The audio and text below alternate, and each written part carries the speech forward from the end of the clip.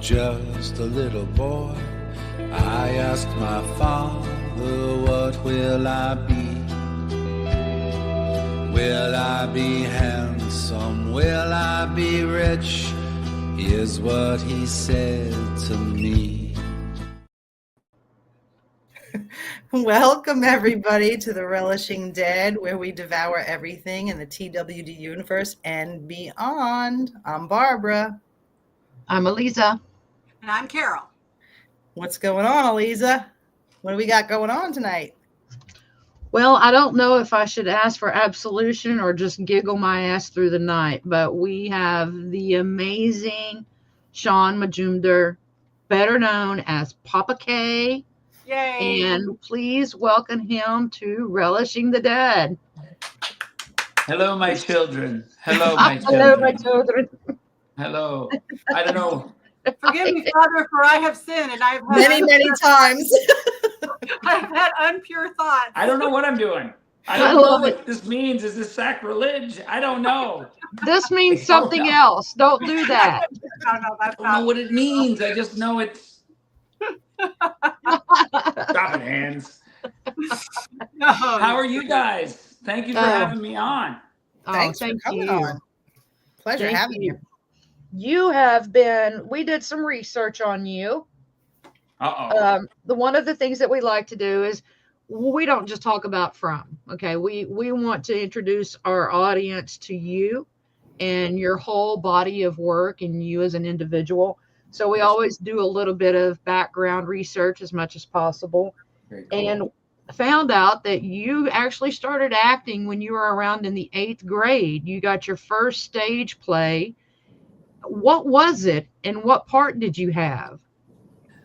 Okay, there is one play I did in 8th grade, or in Canada we call it grade 8, and I was a ventriloquist dummy in a musical, and I will never forget it. I immersed myself so deep in that role. Like, I don't know why. I think back now, and I remember Miss Krianchik was my drama teacher, and as I was preparing for this role, and this is not from being taught anything, I just wanted to bring this dummy to life. Like, I wanted to make sure I was the smartest dummy ever. And so I remember I immersed myself so deep in this role. I went into this little crawl space in the back of the theater, and I would psych myself up, and I was so deep into this role. And I remember going on stage, and I was so into the role, I ended up dragging that play on where like I was so into myself. It was terrible. It was the worst thing I could have ever done. And even Miss Krianchik was like, I know you're really committed, but the play is supposed to be 40 minutes long, and it was like an hour and a half. What were you thinking? You're a dummy. Just go blah, blah, blah. Do your thing and stop and just move on. I was like, yeah, but oh my gosh, what am I doing? So yeah, no, that was probably the first time. That wasn't actually the first time. The first time I was on stage was in probably 5th grade when my sister, who was cooler than me, she was a part of a festival in Newfoundland called the Drama Rama Festival. And I remember there was an announcement on the PA saying, anybody who wants to be in this play, in the school play this year, come on down to the room 711. I went in 711, I sat down, and they handed out a play. I picked apart Todd. I'll never forget the character. And I was just like, oh, I'm just going to read this, and then they're going to tell us where to go. And then I was given Todd one of the main roles, but I didn't even know what I was doing. I was still waiting for someone to tell me to be the other person. I never memorized my lines. And I remember tonight is the night that we're going to do the show. And I didn't know any of my lines. The people on the other side were like, what are you doing? Like the guy who I was playing opposite with was giving me line readings on stage. Oh, God. Mike was like, Todd, why are you late? And there'd be me just pausing, and he would go, the carriage didn't show up. The carriage didn't show up. Like he's out the side of his mouth giving me line reads. It was very special. Was it the same drama teacher? What's that? Was it the same drama teacher? No, different drama teacher. Yeah. Wow. Yeah. But I So- remember the teacher afterwards, I felt so embarrassed. I felt terrible. And she was like, you did a great job. Like, that was all she said. She wasn't, there was no shame. There was no like belittling. There was no frustration. And that really, really did give me a solid feeling that, the career after that is nothing but rejection and shame and belittling. But then you book a role like Father Khatri on one of the most popular shows right now called From, and it's pretty cool. Drama teachers, they definitely do not prepare you for the real world of acting. Yeah. No. They build you up, and they build you up that you're bigger than anything, and you will remember get your far. Yeah, right? So we all know, like, yeah. Yeah. Now a lot of people may or may not know, but you've been on some pretty successful shows. You on Harold and Kumar Go to White Castle. You played was it Kumar's brother? Is that correct? Kumar's brother. Kumar's brother. You were on 24, and you did a stint with Cedric Thomas on Just for Laughs. And I thought that, Cedric the Entertainer was on Just for Laughs, and that was a long running stint as well. Oh yeah. Well, what it was there was a show. One of my first kind of big series that I ever booked in the United States was called Cedric the Entertainer Presents, and it was this sketch comedy show that ran for a good season. It was an amazing show. It was like an old school variety show, and it was myself and JB Smoove and some really funny. Obviously, Cedric was incredible, but that was a blast. That was focusing solely on sketch comedy, and Just for Laughs was a stand-up comedy festival in Montreal that I did for many years as well. I hosted that. It was I've done a bunch of random things. Yeah, one of the clips I watched with you and Cedric was the Candy Makers, and that was to die for. So with a guy named Jay Johnstone, who has been just now convicted of he was J6. He's a J6. You know the guy that was doing the show, the interviewing, wow. He was just now convicted of a J6 felony or whatever it was he did. I don't even remember, but he's funny. But he's funny. He's so awesome. I loved him. He was on Bob's Burgers too. He's awesome. Oh my God! Wow. Other than the J6 stuff, he was awesome. And you did way back yonder. You were on a children's program, and you played Ed Brainman. And I think that was that Brainwashed? That was called Brainwash. Yeah, Brainwash on YTV, which is Canada's version of Nickelodeon. And it was back when they were doing interstitial hosting. So I'd be on Saturday morning. I was the guy who would be like, hey guys, that was Spider-Man coming up as Dragon Ball Z. We've got a contest. We're going to SeaWorld in Orlando, Florida. That kind of stuff. Okay. So that was all just coming back. That's how wired I am to do that. But you've won several of the Gemini Awards. Carol, you can talk about what his bigger Gemini Awards. Do what? Do you have his Gemini Awards? No. We know that you got one for This Hour Has 22 Minutes. That's right. I was on a show for 17 seasons in Canada called This Hour Has 22 Minutes. And that was our version of The Daily Show, I guess it is. So political satire, social satire. And I want to show something because Carol and I both want this. Yes. So we both want this. Let's see it. No. That's not what we want. I don't want snow. There's no sound, Elisa. Again with the sound. All right, Definitely talk amongst yourselves. I'm just saying that if there was your tech producer? If it was a real website, I would be ordering one for sure. Right. Let's try this. It's got sound. Hard to stay warm. Oh, But it doesn't have to be. Introducing a new 22 minutes product, Shaun Snuggler. What exactly? It's me, baby girl.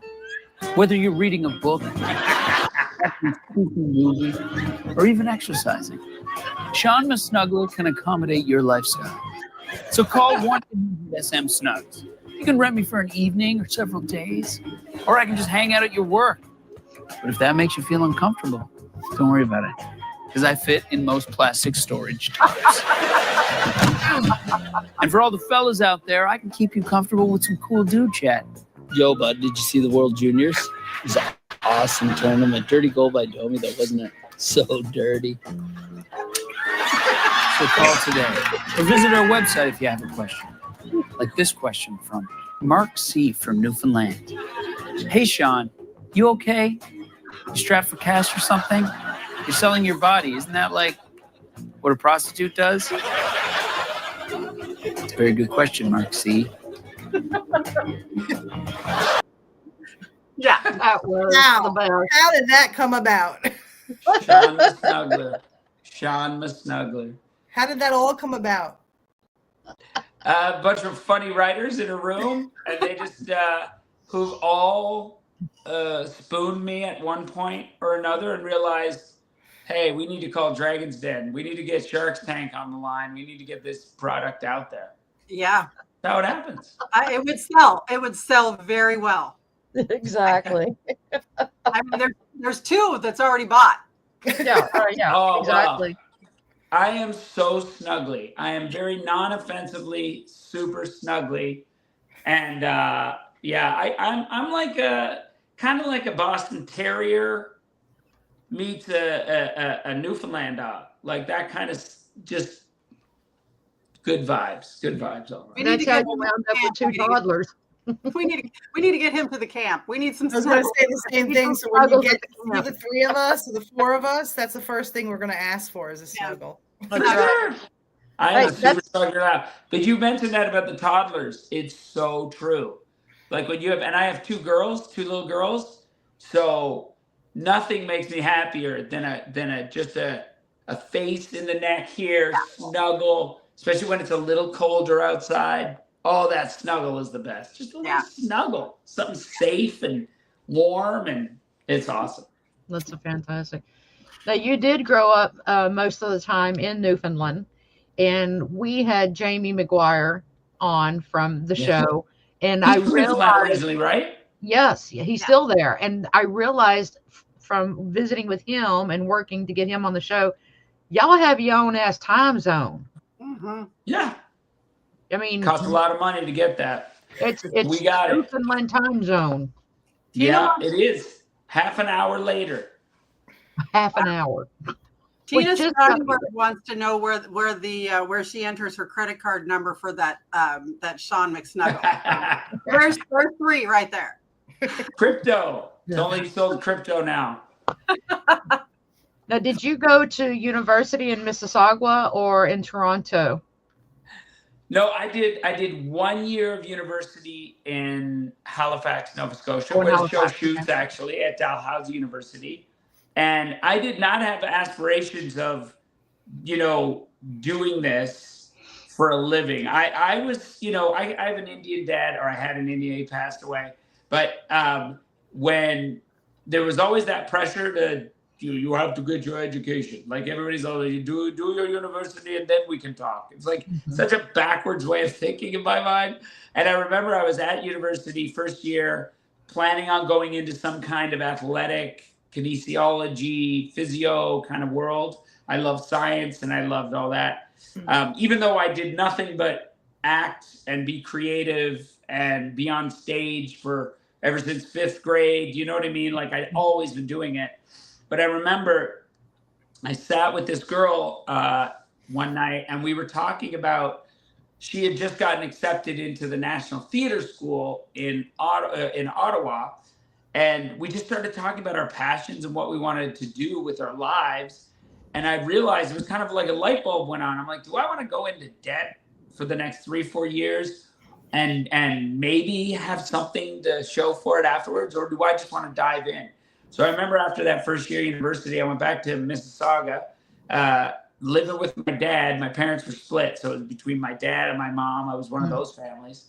And And I just said, I'm going to dive in. So I started doing stand-up, started doing theater again. I started doing improvisation with Second City, and just exploring and just getting out there and honing a craft, and that's kind of how it all started. So I had saw somewhere, you were talking about your first role was, kind of, or your second role in the grade 8 was being the dummy.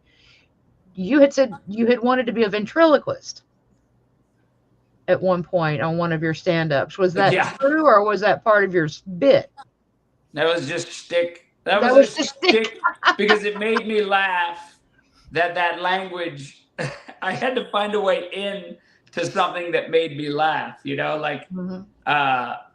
I love the Inuit people, and to speak Inuk is something I don't do, and I massacre it in the bit. But I remember watching National Film Board documentaries in Canada about the Inuit people, and they're always the language. There's no movement of the lips when they talk. It seems like it's very, and that just made me laugh. I was like, that's kind of, imagine being a ventriloquist. That'd be the easiest language. The easiest language. So in no way did I ever want to be a real ventriloquist. Well, you're an amazing comedian. Well, thank you. Is that your first love? I wouldn't call it no, I think acting has always been my first love in the sense of playing characters. So in the world we live in, growing up and in the industry, in my personal career, it's been amazing to have been able to do both, to do comedies, I've done so many sitcom pilots in the States. Some have gone places, some have not. Worked with the Farrelly brothers doing the single cam comedy. I've done, lots of multicam comedies. Some of, one of my most memorable was actually working on a show. It was called Nearly Nirvana. Originally it was called Nevermind Nirvana. It was NBC. And it was with Cal Penn, myself, we played brothers again in this strange thing, and Judy Greer. And then there were two big Bollywood stars that were playing the parents, and a man named Kumar Palana, who actually was in all of Wes Anderson's movies before he died. He was Pagoda in the Royal Tenenbaums. I don't know if you remember him, but he was everywhere. He was in all of these movies. And it was just a sitcom we did for NBC about an Indian family. And I remember showing up one day. We were partway through shooting, and then they decided that they didn't like Cal Penn. They wanted to fire him for some reason, which was so strange because he was great. And then they fired Cal Penn, and then they said, okay, well, we're going to have to start over. And they ended up hiring another guy named Arj Barker, who's hilarious.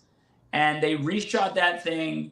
And David Schwimmer was also one of the directors on that.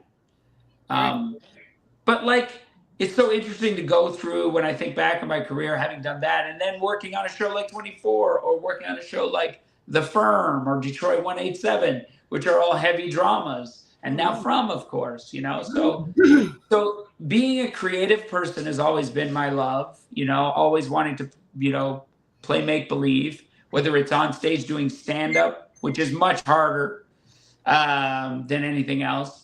And then doing both comedy and drama in the acting world. And now I'm writing a lot, and, I just always want to create. So onwards. With your stand-up, have you ever been to Zany's in Nashville? I've not, but I hear it's a great where I am, and I'd love to have you here. Oh, yeah. I would love to come there and do that. Yeah, Zany's is a very well-known place. I want to get into some of these slides that I have and kind of show our audience some of the projects that you've done, Shaun. Oh, the Ladies Man. Oh, man. I love it. I love that movie. So you've done some comedy, obviously. You've done Ladies Man. You've done Harold and Kumar Go to White Castle, which is one of my favorites. Yeah. And I love that. So working with, such iconic Saturday Night Live people, such as the Ladies Man cast. Yeah. was that new in your career? Did you feel kind of intimidated by being with such iconic, like Tim Meadows and Will Ferrell and those guys? Or was it just kind of a real easy type of set to work on? Well, I will say, working with Will Ferrell, I mean, what you see is what you get. It was truly nothing but laughter all the time, 24/7. Anytime we were on set, in between takes, it was just insanity and funny giggles. It was just such a great vibe. I worked with Tim Meadows a little, but it was mostly just side by side with Will Ferrell for however many weeks it was that we were working together. And it was a blast. I heard, I think I had one line that ended up getting cut from the movie, but it was really about that ensemble. We were all together for that whole time. And yeah, it was a blast. At first it was like exciting just because it was somebody that I found to be incredibly funny and an inspiration. But it wasn't intimidating at all because they made it so, and then working on Harold and Kumar again, that was just a come in and get out. It wasn't a big scene. It was like one scene, but people really recognized me for that. Or I remember I was walking through Vegas and I was on Detroit 187, which was an ABC show that was getting really good ratings. Everybody loved the show, Michael Imperioli, and some really big people. And someone recognized me in Vegas. And they were like, "Hey, man, you're that guy." And I was like, "Hey, from 187, I assume." And they were like, "No, man, you're Harold's brother. I mean, you were Kumar's brother." I was like, "Yeah, for a minute." Blink and you might miss it. But still, they love that movie. That's funny. Yeah. So then you were also in 24 and Unhitched. Unhitched is the Farrelly brothers, correct? That's right. Yeah. And 24, I don't know if I was a big fan of the 24 series. Loved it. Just blazed through all of the seasons. Was just fantastic. 86. Yeah. And then Detroit 187 was also a drama. Yeah. That you were in.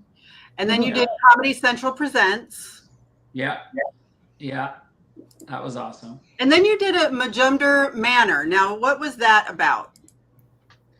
Yeah, Majumder Manor was interesting. That was amazing. That was something that I did with the W Network. It was my first kind of foray into an unscripted kind of documentary series. And it was all based on my passion and my love for my hometown in Burlington, Newfoundland. And so I'd always known that I wanted to share that place with as many people as I could. And so when I started talking to people about, doing a story about it, it started out first like, can we do a little video about it and we'll post it and kind of promote the town?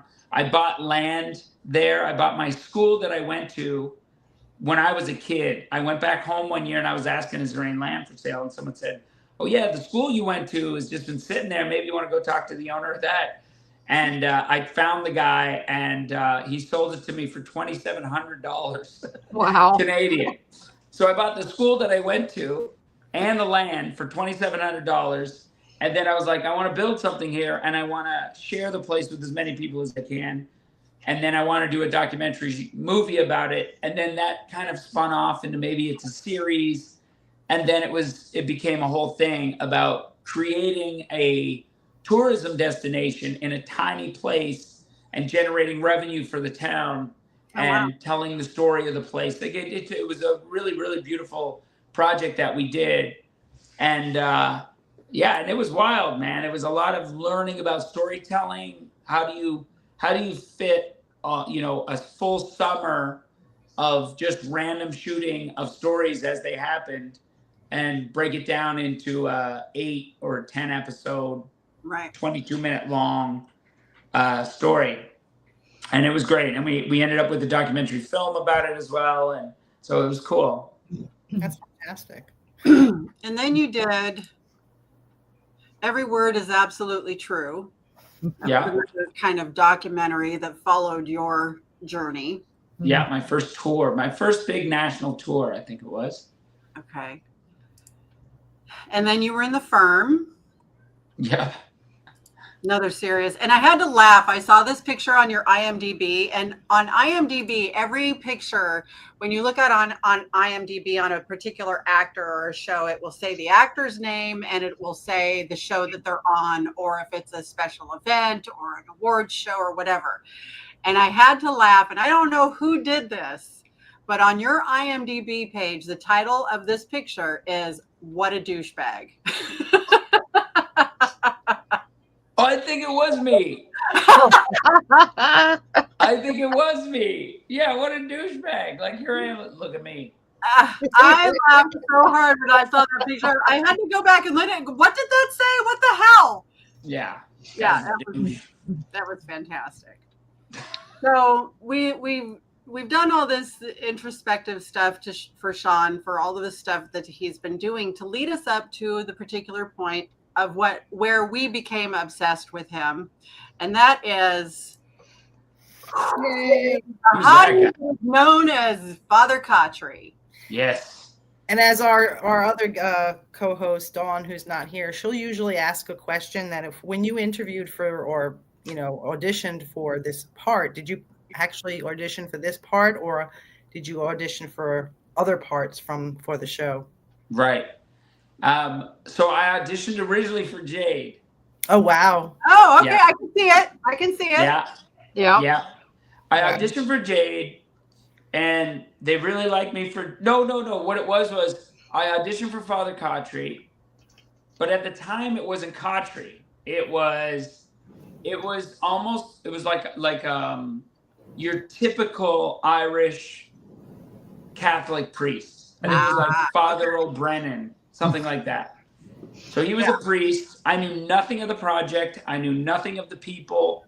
I knew nothing of anybody involved. I didn't understand. I didn't know Midnight Radio. I didn't know anything. I just knew that there was a scene where this father was in the woods and there was a conversation. I guess it was with Harold's character. I didn't even know Harold was cast at the time. So I played it the way I played it. And then they gave me a call back, and I had a director's session with Jack Bender, and Jack was like, "We loved you as the father, but we just want to see you. We know that you do comedy as well, and we just feel like Jade might also be a character that might suit your style." And so then I did the scenes as Jade, and then they offered me the father. So it was kind of like that process, and I was blown away because then I found out who was cast already. Harold, who I was a fan of, and then I got further into like Jack Bender, Game of Thrones. What? Like now after I got cast, I felt like, oh, this could be something really, really cool, and it was. Then I read the scripts; they were very secretive about everything. And then I knew, I was like, yeah, this is different. It's original. There's something, quirky about this. And I loved my character. I loved Khatri, and I remember going to Halifax and sitting down and getting on a Zoom, because it was during COVID too. Mm-hmm. So nobody was getting together. There were no table reads. And so I remember talking to John, the creator, about it. And we went deep. We talked a lot about his history and who he was and where he comes from and all the stuff that we were going to fill him in with, which I love doing. But the thing that they told me was, they were like, you didn't bring your atypical priests to it. There was clearly your own person that was involved in this, and the fact that I personally am not a very religious person. So I guess that came through a little with the struggling of what is God and why am I here and why are we here? And that was really, really, really fun. And that just lived through the process as we were shooting. There were always questions around that. So it was really, really fun. So, did you know after your death that you would be coming back as the ghost, or did you just think that was the end of you? That was it. That was it. I didn't know. I had no idea. I didn't know I was dying. I had no idea either. Yeah. Like, in fact, if you guys remember book, was it 74? There was in season 1, Khatri's kind of story around why they were all there. He had developed this idea that he was the one now tasked by God to write the book that had yet to be written in the Bible. Right. And I believe it was book 74 or 78. Right.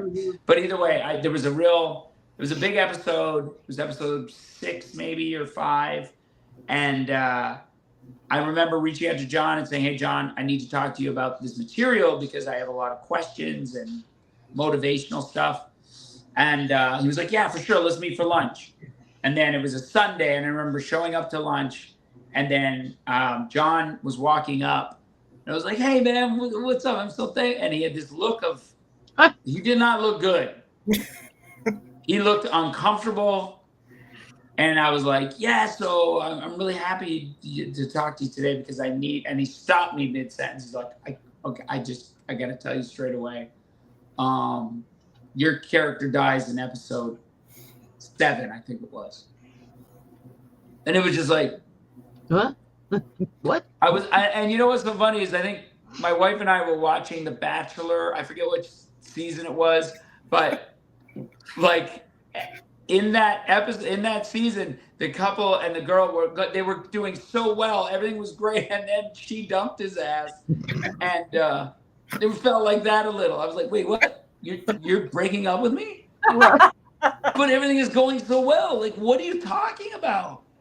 You're like, I should have been Jade. He really struggled with it. He really struggled with it. And he told me, he was like, buddy, it's like, you know, your character, we did not expect, you know, what you brought to it and all that you brought to it, which I was so flattered by his words, his kind words about it. But it was really interesting because he was, you know, I don't think it was for show. He was really like, we were trying to find ways to not have you die because now we have this, we love the character. But the fact is, you know, Khatri is Boyd's North Star. Mm-hmm. And in order for him to go on this journey, he needs to lose his North Star. You're kind of, I forget in Game of Thrones, that first season, what was his name who died in that first season? I mean, you know, I remember. They were using that as an example, but it came out of nowhere, and I did not know if I was ever coming back. I didn't think I was, but I also knew the kind of show it was where anything can happen, and here we are. Yeah. So Father Khatri did not get a rose. I didn't get a rose. Yeah. And I'm thinking, and I was crying on the way up to my limo. What? I was bawling in the limo. Aw. No, I'm kidding. I don't get it.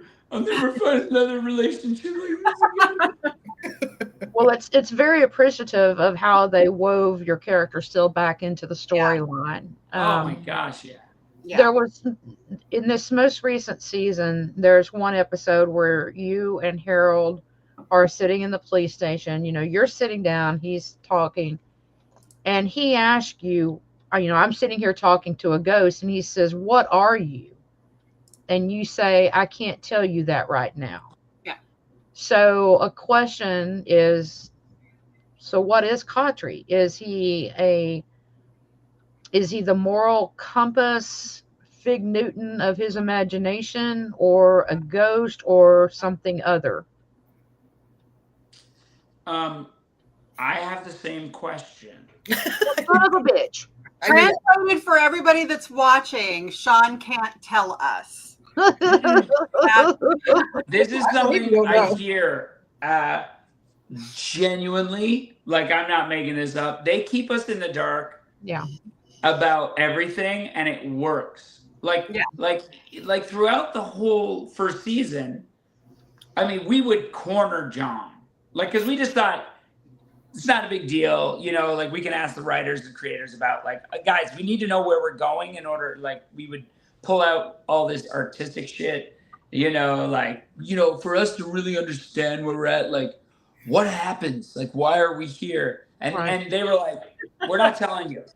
We're not telling you anything, because not only will we write the dialogue, but internally, when you are standing in front of a hallway and all it is black, and you don't know what's down that hallway, it does influence our relationships, the characters' relationships with each other, the actors' relationships with each other. Nobody knows anything, and I don't have an answer. Genuinely, I don't have an answer. I speculate, and what I would have said maybe middle of this season, and then what happened at the end of the season, like that just opens up a whole new kind of speculative theory about what this is. And you and I, we can all debate on what's happening because I don't know. Shaun, the actor, does not know. I can only speculate. And so to answer what I would feel like it is, I don't think Khatri is, there's this idea of I'm his conscience, or I'm something that as he's in a moment and he's struggling with a decision that he's about to make, I'm like on his shoulder, being that guy who's like, are you sure you want to do that? It is kind of in the structure of it. But I also don't think that's when Khatri appears and then disappears, anything is possible now, but I don't think it's a simple thing of it's in his mind. Okay. Right. And we've heard that, and we've heard that. We've heard that from all of the casts that have been on, is that everybody is kept in the dark, and that is kind of a consistent thing that Griffin and Bender have done is isolate everyone. You might get the script a week ahead, maybe 2 weeks if you're lucky. Yeah. And they all have their own theories. They've told us. They don't even know if they're right. So. Right. Yeah. Well, what do you guys think? What is Khatri to you guys? I think it's his conscience. That's my opinion. Yeah. And I think he had a strong enough relationship or respect for you that that's the person that's coming through for him. Right. He lost his wife and you don't see her often, Right. Who's that? He lost his wife on the show and you don't see her often and he sees you. So yeah.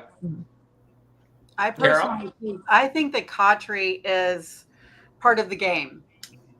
I think he's part of the it's not good or bad, more of a neutral kind of thing where it's like Khatri shows up and kind of he knows Boyd well enough to say, okay, you go down this road and this is what's going to happen. You go down that road and that's what's going to happen. I think he's kind of a neutral entity that kind of shows up when Boyd in particular is going to make a decision one way or the other, do something. I don't think he's necessary. I don't think that he's his conscience.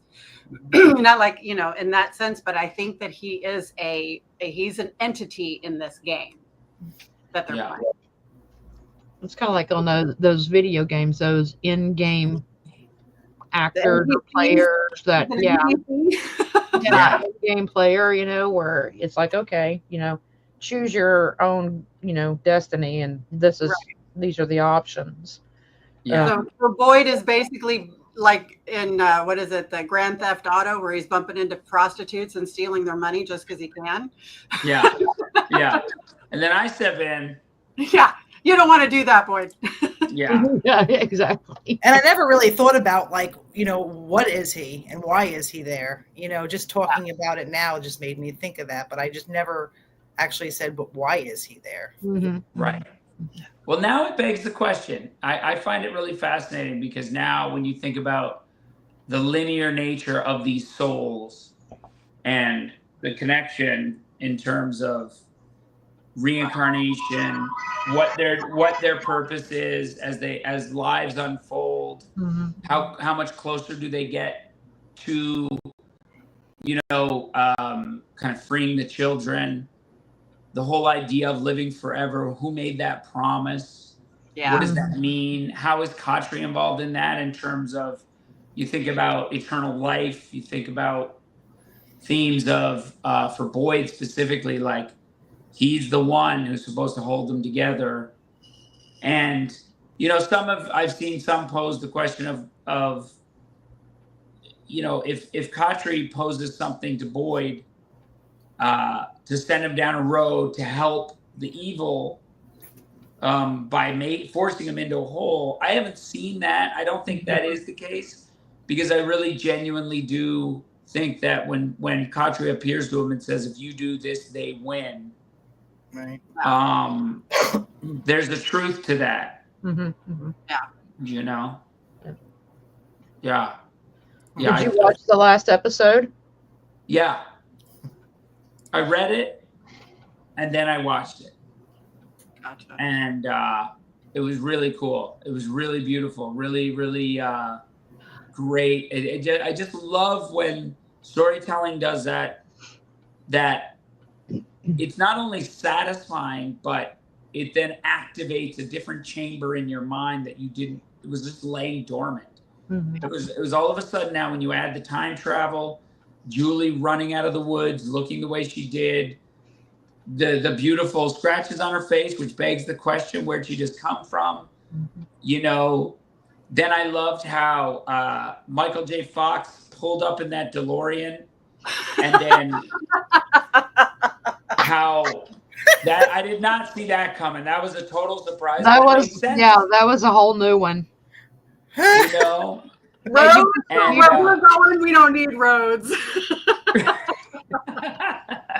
But all of it makes you go, wait, you can change the past, but you can't. Yeah. Like, when did that happen then? When Jim died, who, by the way, Ian Bailey, God bless you, I love you. He's the best. Heart. My daughter Angel mentioned, we were talking about what Father Khatri was, and so my daughter Angel mentioned that Father Khatri could actually be the personification of faith itself. Yeah.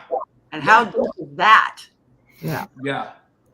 I that's a worthy investigation, because you know, he did that whole speech about what is faith. Yeah.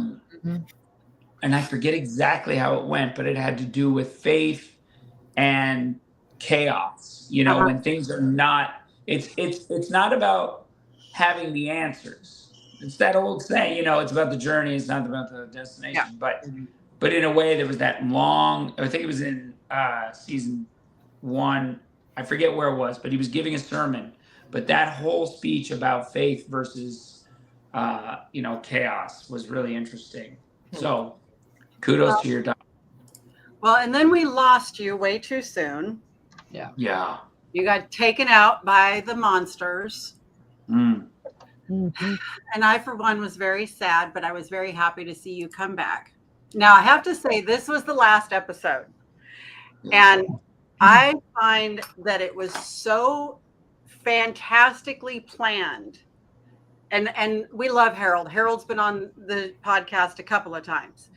And I absolutely I've loved his career, and he's fantastic. But the fact that he was in that upper room with Elgin, and he was getting ready to just destroy Elgin and torture him to get the information. And he's not even looking at Elgin when he asks him finally, where is Fatima? He's looking directly at Father Khatri. He says it. And it was so brilliant that he chose to do that. And your character is just staring him down, as if you're just reminding him, this is what we've talked about. This is not what you want to do. Do not go down this road. And Boyd is just staring you down as he's asking his captive the information that he wants. And that scene for me was perfect. Oh, wow. I know. And, you know, on the day, I mean, Harold and I, we do have such a great chemistry that obviously comes through.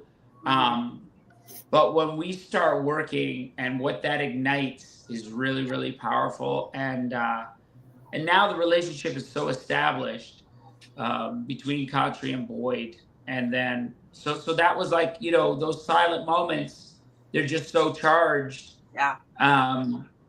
And I thought it was really powerful too, how it played on camera. I only know when we shoot it, you know, how I'm feeling inside it, but then to see how, you know, it plays, because some of the takes, maybe he wasn't looking right at me, maybe he was looking down at him, and there was a couple, you know, but he's very dynamic that way. And I just remember feeling that moment, and yeah, it was really great. It came off as, yeah, it was great. And it was brilliant of the writers to then have Sarah sneak back upstairs and say, you know, I'm here to do what Boyd, you know, can't do or shouldn't do, you know, in an essence. This last scene was so powerful. We all talked about it last week. We went through and we ran down the episode, and all four of us were like, we were watching the show, and for most of us, you know, we're watching it and we're like, oh, that's Harold, he's been on the show, or that's AJ, oh my gosh, I love him, he's been on the show. The whole time we were watching the episode and we're like, holy shit.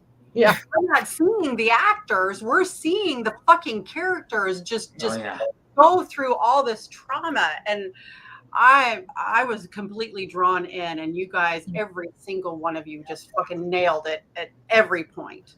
So. And my creepy part where I love so much is when Sarah turns around and she's just like, she's in the oh my God, Avery was so good in that. Man. And making that choice to really just be flat, deadpan about, like, not emotional. It just, she goes into that zone where we were starting to see maybe she's not capable of that anymore. Oh, no. Now we're trying really hard to get her on the podcast because I just think she would just be an amazing person to talk to. She would love it. Oh, she'd be great. Yeah. And Sarah is doing all the wrong things for all the right reasons now. She's made, What can I ask you guys what your take is on the eyes? Have you talked about the eyes at all? The one eye? No, we have not. Have you noticed? I've noticed this, and then I went online and I saw some other people pointed it out. Think about all of the flashbacks or all the things that are appearing. Yeah. Like whether it be to Jade. Jade has seen several people from different generations. And they've all lost their left eye. Yes. And then there's here we've got Elgin. Yeah. And his then eye Victor is now has gone. paintings with creatures in his room that have one eye, like a cyclops almost. Yes. In Victor's room. Yeah. And even I'm sorry, blanking on the ventriloquist dummy's name. I played a ventriloquist dummy. Why don't I remember Jasper? Jasper's eye is fucked it's up. all fucked up. So I think obviously now when you connect that into the past lives, it's like Elgin is the lineage, the current day version of those were individuals in the past that tried to do the same thing. Whatever it was that they were trying to do, that ended up having somebody in their community be like the Sarah of their day. Right. Be like, she's in the crawl space. She's in the cellar, you know? Yeah. We've talked about a couple of different theories. You know, we're all part of, there's a couple of From group pages on Facebook. One of them is ran by our friend Vinny. And you know, there's theories and theories and theories, and you can go down a rabbit hole on a lot of the different theories that are out there. And they've spoken about the eyes and the eyes being the window to your soul and, you know, all that kind of stuff. And then there's, you know, and then the reincarnation stuff came out way before Smiley came back and we learned about Tabitha and, you know, all that kind of stuff. So this show is such a mind fuck. It really is, because you can, you know, my theory of it being the Fae people, you know, coming back and doing their thing. And, you know, it's absolutely insane. And it makes me feel really good that the actors don't even know what's going on. Remember the Instagram? They went live on Instagram and they were all talking about their own theories. I didn't watch the whole thing, but I don't remember if you joined them. But all the actors. Yeah, I jumped on at the very end. They were having trouble with my connection, but that's right. But yes, I enjoyed it. I watched it, and I was just like, yeah, everybody discovering their own stories, and then looking at it. You know, there's one thing to read it, then there's one thing to act inside of it, and then there's another thing to see how the episode connects. Because really, you're so focused on your scene, and you work on your individual linear story with that particular moment. That's what our focus is. But then when you see the entire series tie together, every episode, and then you start going, oh, that's why I was doing that back then. I understand that now, or I understand a different take on it. Like it's crazy. That's a good question. Do you know if all of the cast members watched the show? Because we've heard several actors do interviews and say, "Oh, I never watch anything I do," or anything like that. And it almost seems like it would be too much of a temptation not to watch it for that very reason that you just said. Yeah. Well, I think for me personally, I enjoy watching, like I'm a fan of the show.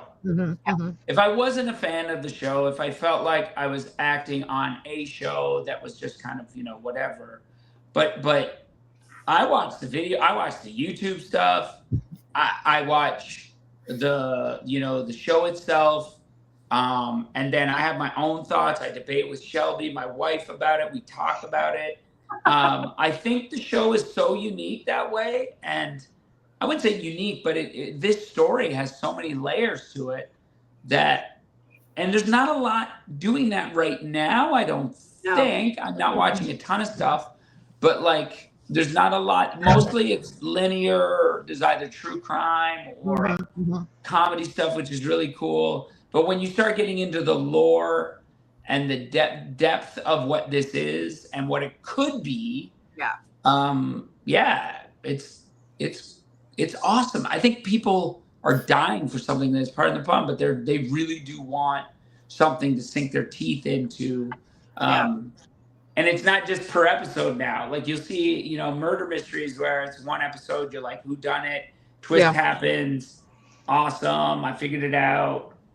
But this is now just like, it's cool. It's cool to see. But, I wish more people saw it too at the same time. We're all like that, we started off as a Walking Dead podcast, really talking about The Walking Dead, and we just our lead co-host Dawn got us all addicted to From, and it's just been an amazing show, and we've seen so many Walking Dead fans cross over and have become just stupid fans of From. And so there's a huge crossover. Yeah, that's awesome. That's great. I remember auditioning for Walking Dead years ago. Wow. And I remember being close twice. Twice I almost booked these roles. What character? I'd have to go back and look at the names of the characters. It was a few years ago now, and I would gladly do that. But I just remember when it was early in the season in the series. So even my agent was like, "There's a zombie show," and I was like, "Oh, okay, I'll do it. Oh, what is it? It's a zombie show." It's like it's one of the most popular shows in the world right now. You may not know it yet, but trust me, this is going to be a massive show. And so I loved the casting directors, and so I trusted anything that they did. And that's why I came close, but I didn't book it. But I just remember back then realizing like it wasn't a main network super popular show. It was a slow grower, and that was beautiful. And that's what I'm seeing with From. Like it's just so cool. And I'd rather that. I'd rather be on a show. I'll be honest, like there's something about the engagement and seeing people come out of the woodwork, and like I'm getting hit up on Instagram so much from all over the world. Qatar and Saudi Arabia fans, and like people from the north, like Norway and Sweden. Like there's so many countries that are into this show, and I love that. That's really cool. We're going to send you friend requests on Instagram, so we're going to expect a little. Oh yeah, send me a DM, send me a direct message. Barb, you always ask the question about having other actors over. What? What? You always ask the question of who would they like to have come over. Dawn asked that usually. Dawn. If if you could pick another character from a different show to come into From, who would it be? That's usually Dawn's questions. Yeah, you threw me off there, please. A character to come into the From world. Yeah. You know, I'm a comedian, but I would just love for Pee Wee Herman to roll up. That's fantastic. Think about what that would do to the town. Yeah. Roll up on his bicycle, I don't ringing know what his bell. car looks like. What does this car look like? And he would be the one to survive it all. Like he'd be cracking up. The creatures would know how to kill him. He'd roll in a semi truck with Large Marge, is what he would do. One of the girls you might remember. Didn't somebody say John Ritter? Yes, I forget who it was. I think it was was it AJ? No, AJ said Rick Grimes and Daryl. Oh yeah, Rick Grimes and Daryl. Yeah. Yeah. Carol said she wanted Harold's character Mercutio. Oh, from Romeo and Juliet. Yeah. Boom. Yeah. Hannah said she wanted Dean and Sam Winchester to roll in and Baby, and I'm like, hell yeah! You guys would be out. You guys would be free. There'd be no problems. I don't know. I think you win. I think you win with Pee Wee Herman. Pee Wee Herman, that would be amazing. Nobody would know what to do with that. Even the creatures would be so confused because he wouldn't be scared. No, I got your nose. You know what I mean? Like, Mr. Roger. Now when the season 3 or season 4 rolls out, all I'm going to do is picture Pee Wee Herman. Well, these ladies are talking about a musical for next season. Yes, we want a musical episode. Oh yeah. Yeah. We want a musical episode. Yeah. I love that. I wish shows did more kind of like alternative versions of their show. I remember, for example, I just worked on Star Trek Strange New Worlds, and that's coming out, I guess, season 3. I'm playing a character called Dr. Vore. But I remember watching their season 2. They had a full musical episode that was awesome. And I'm not a fan of musicals, but I'm a fan of that show. So that was really cool. And I remember working on Detroit 187. It was so funny. Usually when we get stand-ins, do you know what stand-ins are? So stand-ins are just people who, when they're lighting a scene, they need somewhat similar skin tones and whatever. And so we all had stand-ins on Detroit 187, and they didn't just get similar height. They got people who looked exactly like us. It was so strange. And I really wanted them to shoot a full episode with just the stand-ins. Oh my God. Just put it in the bank and have it there, and just while they're doing rehearsals, even if they're reading the sides off of the scripts, that would have been so amazing, because I had a little Filipino guy. He was my stand-in. He was so great. They would have loved that, they would have absolutely loved that. Oh yeah, that would have been cool. Just to shoot some scenes and cut it together, that would be really cool. But the one question I usually do ask, Lisa, is do you take anything home from set that was, personally yours on the set? Did you take home any props you got to keep? No props. I'll tell you what I did ask for, and they wouldn't give it to me, which I totally understand. But in I think it's the funeral episode, they gave me this sash. They made a sash, and it was really, really awesome, because we actually talked about what we wanted the sash to look like. And on one side, it was like the day and the night, and it was similar to motifs that are on the talismans. Which, by the way, there's one hanging outside my door. Oh, I've got one in my office. We've all got one. Madison and Estlin love it. Oh, yep. Can you guys want to say hi to them? Yeah, sure. Madison Estlin. Madison. Estlin. Estlin. Oh my gosh.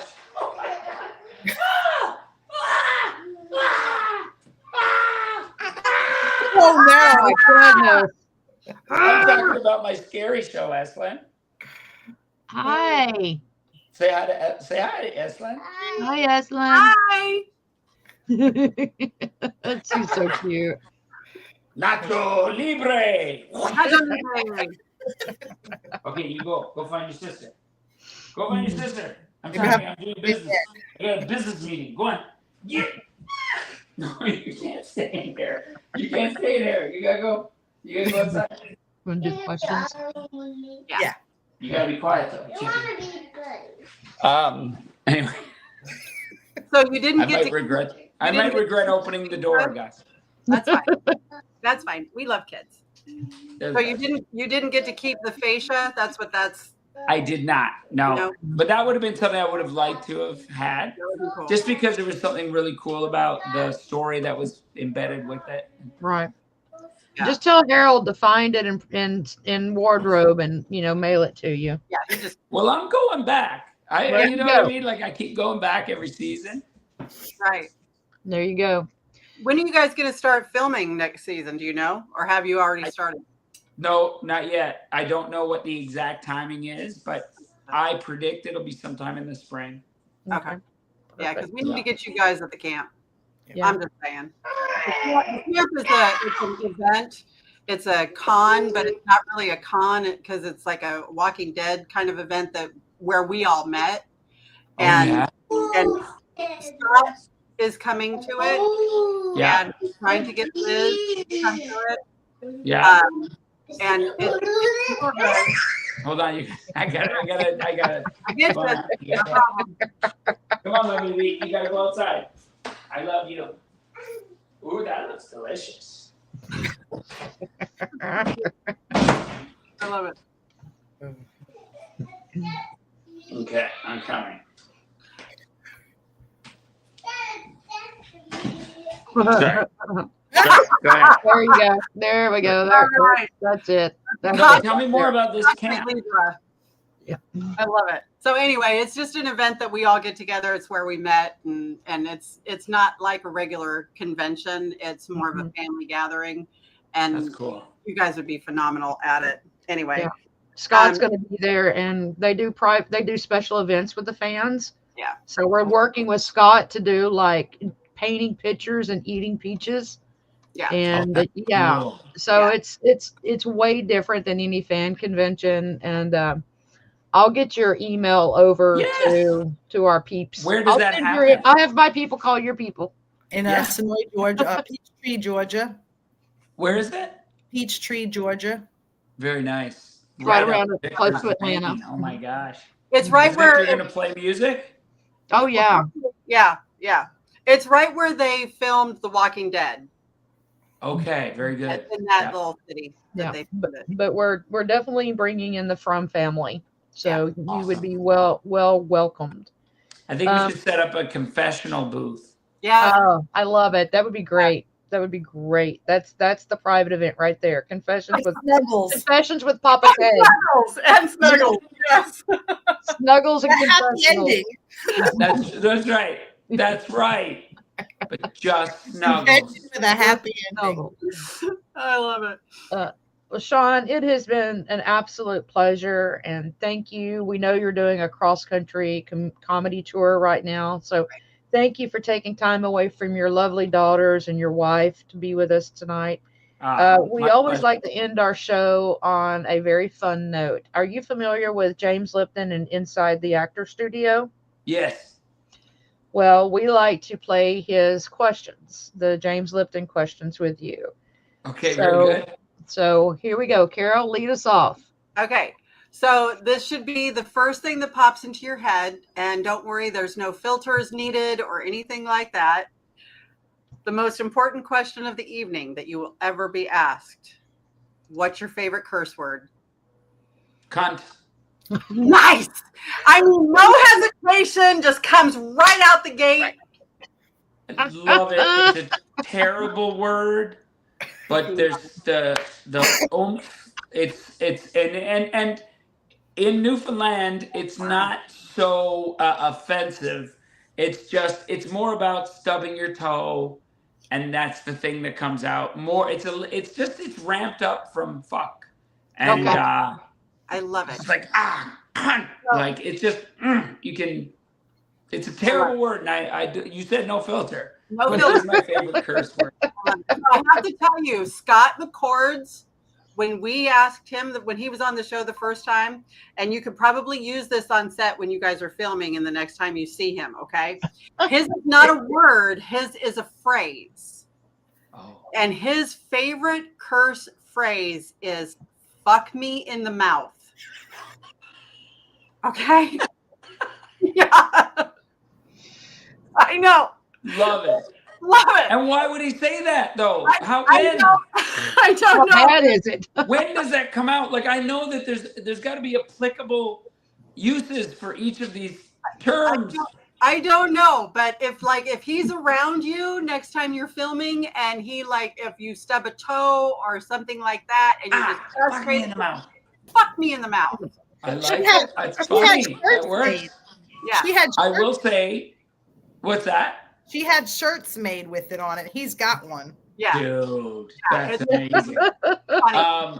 I know that Madison, Eslin, my two daughters, you saw how old they are. They're 3 and 5. And now their favorite curse words. Madison first started cursing at a very early age because Shelby stubbed her toe on the other side of the room, and under her breath she said, she was like, fuck me. And then right on the other side of the room, Madison heard it and she was like, fuck me. And she was bouncing around the house saying, fuck me, fuck me, fuck me. And we were like, don't, because we start cracking up every time she said it. And now Eslin is saying fucking car seat, because when Shelby is trying to click the thing in, it doesn't go, and she's like, oh, fucking car seat. And now Eslin's like 2.5, 3 years old going, Mama, do you want me to get in the fucking car seat? Oh, it's so great. That's fantastic. That's fantastic. But they don't know cunt yet. They will, Daddy. Yeah. They will. All right. Oh, that's awesome. So other than that word, what is your favorite word?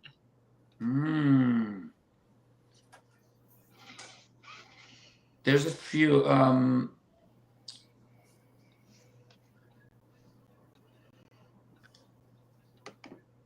It's between ointment. That's the word. Ointment. Ointment. That might be it. I've actually thought about this. Ointment is just something about it. It's hard to say. I like it. My favorite word is platypus, so I get it. Yeah. That's a good one. Oh, all right. So other than those, what is your least favorite word? Cunt. I don't like it. I don't like it, but it's no. I'll tell you the word I it's so funny because I've never thought about a word that really bugs me. But honestly, now I have 2 daughters, and they have a friend named Asher who's a sweet little boy, but he's kind of a bully to his younger brother, but he's now dropping the S word all the time, and Mattis is now going around saying stupid, and the word stupid. I get triggered now. I hate the word. I hate it more than the word hate because it's derogatory. It puts people down. And I don't want her using that word in a way that is like mean or bullyish. And so that's my least favorite word right now is stupid through the filter of my daughters. I love it. I love it. Okay. So then this would normally be one of Dawn's questions. She would like to know, okay, so you're having a birthday party, and you can invite 3 musicians or 3 bands, alive or dead. Who would you choose? 3. I think I would like Led Zeppelin, ABBA, and Michael Jackson. Nice combo. I'm going to his party. Yeah, no doubt. Young Michael Jackson. No, I think I want black Michael Jackson. Okay. So, I'd want black Michael Jackson, 17 years old. Thriller. The Thriller. Yeah. Maybe even before the nose job. Yeah. Okay, I gotcha. All right, Barb. I'm going to continue with Dawn's original questions, which is, What is your favorite sound? Crackling fire. Ooh, good one. Nice. You haven't had that one. Yeah. What is your least? Crackling fire. Just, because I love the woods. I love being in nature. And I love carcinogens. Of course. Who doesn't? I love being close to carcinogens. Right. No, the smell of it is just amazing. But I learned that the Vikings all died by the age of 32 because they had like fires in their own houses. And they all dummies. Stupid. Stupid. They're so stupid. What is your least favorite sound? Oh, I think it's you probably had this one too. Chalkboard scratches. Oh yeah. Mm-hmm. Yeah. Nails on a chalkboard. That's mine. Yeah. Okay, Yeah. my question is, what turns you on? What turns me on? What's Carol? Confidence. Oh, Carol. Snuggle. You know what I love? I love when people lean in. I think that makes me hot. That gets me going. No, you know what? I do think confidence and is an obvious turn on. I know humor. I think a twisted sense of humor turns me on a little bit. That's Carol. That's Carol. It turns me on. Like I'm like, oh, you just go, oh, you get it. That's like, Carol to a T. And the biggest turn off is lack of sense of humor, for sure. Yeah. People who just take things so seriously and are bent out of shape about everything. And that's hard right now because a lot of people are about a lot of things. Like, you got to maintain humor and understand that a lot of things that people say that, if they're coming from a place of humor, there's one thing to be an ignoramus, hate-filled kind of person who says things like maybe their alcoholic dad would laugh at, but there's also something to be said about, when we use humor to talk about things in a way, shine a light on things. Like as a stand-up, I face that all the time, Right. People who take things the wrong way and they take it literally as opposed to it being through the filter of comedy. Right. One of my added questions is, if you had a dinner party and you could invite 3 actors or actresses, dead or alive, who would they be? Oh, Peter Sellers. Nice. Yes. Peter Sellers. I think Margot Robbie. I just think she's amazing. Mm-hmm. And I think, I don't know why she just popped into my head, but Angela Lansbury. I think she would do a nice like a sweet potato souffle or something. Right. I feel like the comfort food with Angela Lansbury would be amazing. That's awesome. Lisa? Okay. What career other than your own would you like to try? Ooh, it would have to be something super active. Like running an adventure tourism company, or be hired by a company to lead tours. But I mean, like something that's like really adventurous where I can take them. Mm-hmm. They trust me. I'll have it locked down. It'll be an amazing experience. I love sharing, amazing experiences with people. Okay. Like I run boat tours when I'm in Newfoundland sometimes. I'll do Nice. that where people come and I'll take them out in boat.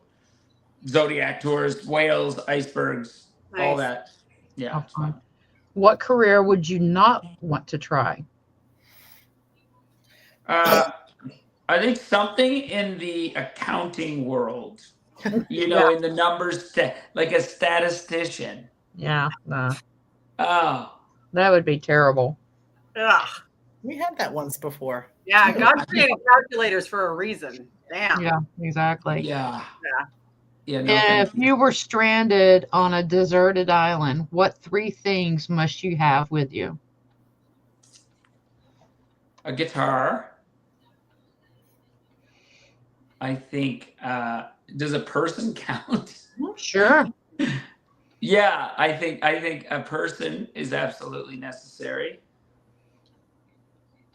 The right person. Oh, and I think a surfboard. I will say a surfboard. So far, we only have had one person say a boat. To get the hell out of there. Surfboard. I know, that's great.